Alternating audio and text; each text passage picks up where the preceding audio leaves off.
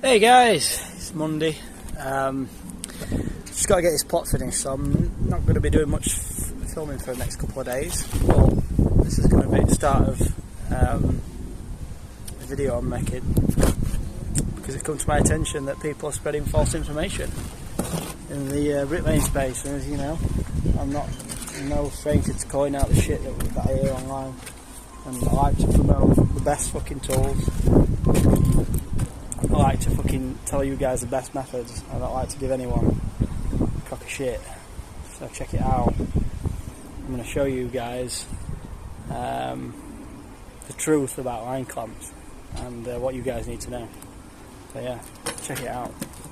So we're back today. Filmed first half of this video yesterday because we got a few tools nicked. So basically, I bought some jag clamps. And I've got my Fitzbricks. I've got some new ones for this video. Top and bottom of it, they're not very good.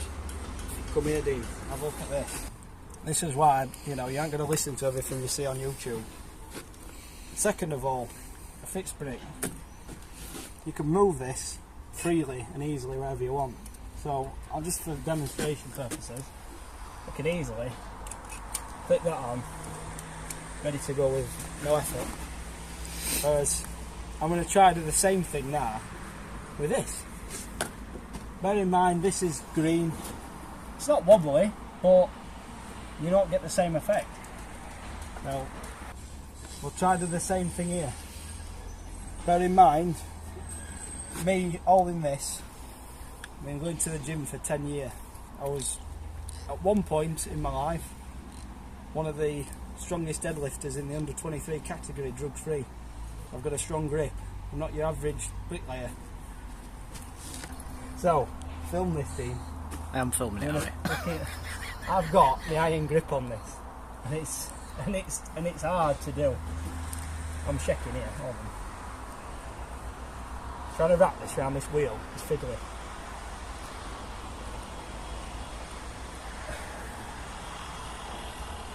I've almost moved the button. It's not ergonomic. So, you can see them still, Dean, can't you, on camera? Zoom in on the Fitzbrick, you know, get a nice picture. This isn't my newest one, but these are pretty much brand new. The material straight away. This is a mild steel with powder coating on, Chinese made. Whereas the stainless steel is lighter, easier to use, and is also made in Britain. Made and manufactured from British stainless steel. You know, supporting your industry in this country.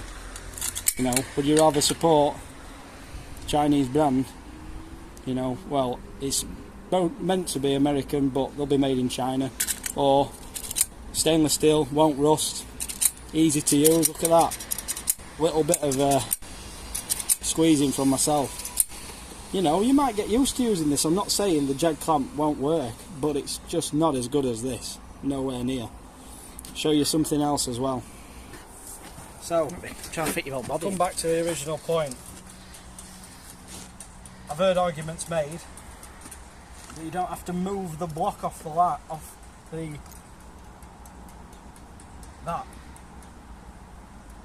Right, I'm going to be real with you right now.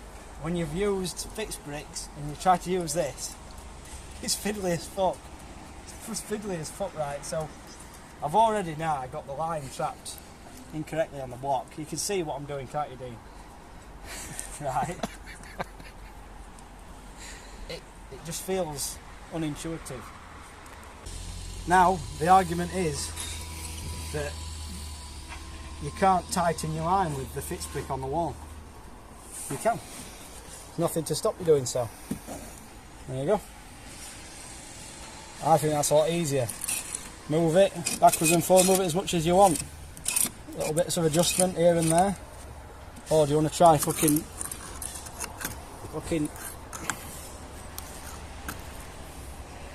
iron gripping it every time? Doing this in an arm workout, you don't want to do it. No point. Trapping your line it's so less easy. It's just harder. It's an harder piece of kit to deal with. Yeah, it feels stiff, it feels heavy, feels clunky, but it's not as good. Why carry around extra weight? These won't work on fascia and soffits. These fucking car battery clips will get it way. You know, all this is here. There's a bit of mild steel tack riveted onto a fucking car battery clamp. It's got a bit of a stiffer spring in, a bit of stiffer spring, but it's a cheap bit of construction. This Fitzbrick, you know, the argument is it won't come off. The Fitzbrick won't come off. But if you really want to, you can reinforce. Come here, Dean. Get a close up of this.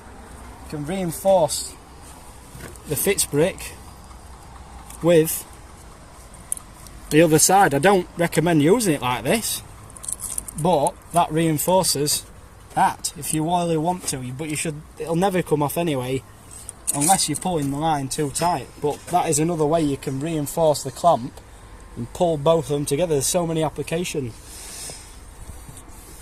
as well. Can you get moved back, Dean? Sorry, mate. Right. A Fitzbrick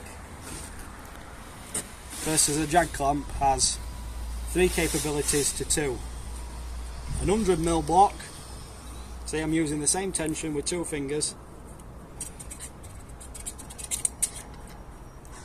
You know, the stiffer bits of kit, this is stiff. 2 applications, 100mm blocks or 140. These were designed for American bits of gear, not English. These, on the other hand, have applications for all types of gear. English, American, whatever type of gear you want to hook this onto, it can work. But it has 3 main applications: 100mm, 140, 225 brick on edge. If you come here as well, Dean, let me show you this. I don't believe this. These nubs here on the back of the clamp, these little nodules, they're for your line to run at both sides of a brick on edge, and they form as support and gripping. Also the teeth, these teeth you can use this as an intermediate tingle wherever you want. These teeth will grip the gear, grip the piece of masonry. No, I feel like I don't have to go on, but I will.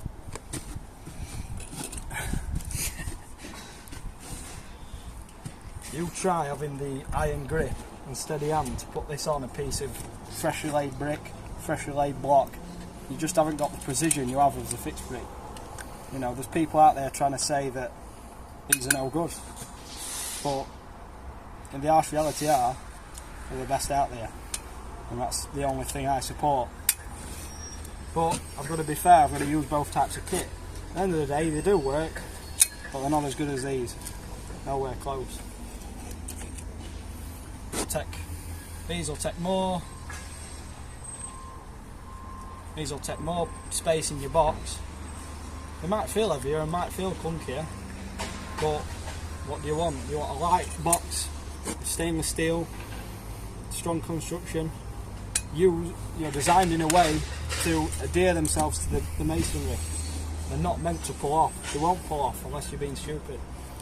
You know, if you want to pull your corner over, not be able to use these on fascia and soffit barge boards, gables.